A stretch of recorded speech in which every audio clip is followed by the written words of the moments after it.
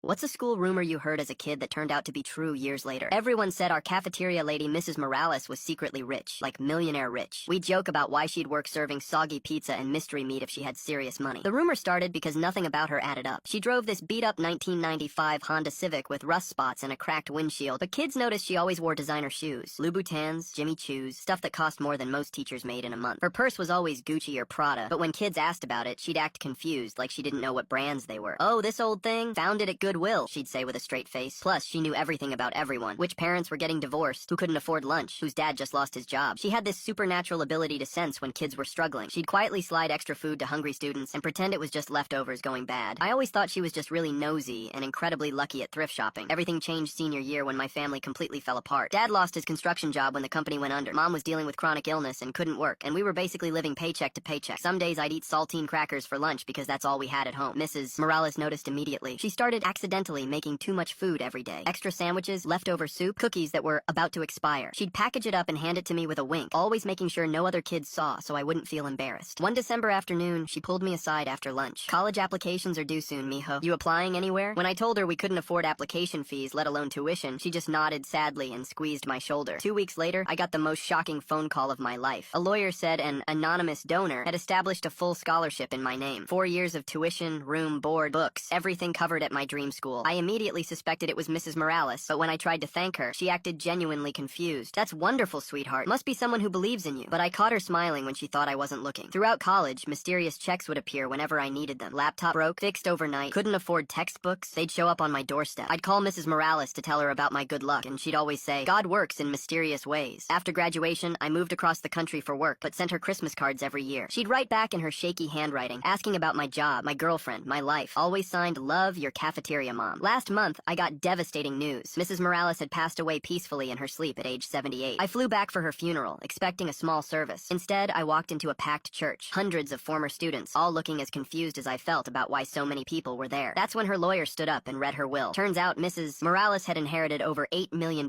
when her wealthy husband died 20 years earlier. She could have lived anywhere, done anything, but she chose to keep working in our school cafeteria because she genuinely loved taking care of kids. The lawyer then read a list of students she'd secretly put through college over the past 2 decades, 47 names total. Mine was the very first one on that list. Through tears, he explained that she'd been quietly paying for everything: tuition, living expenses, emergency funds, for dozens of kids whose families couldn't afford higher education. She made the lawyer promise to keep it secret until after she died because she never wanted gratitude or recognition. She just wanted to make sure no kids' dreams died because of money. I still have her last Christmas card. It says, "So proud of the man you've become. Love, your cafeteria mom." Now I know why her shoes were always so expensive. When you're secretly changing hundreds of lives, you might as well walk in style.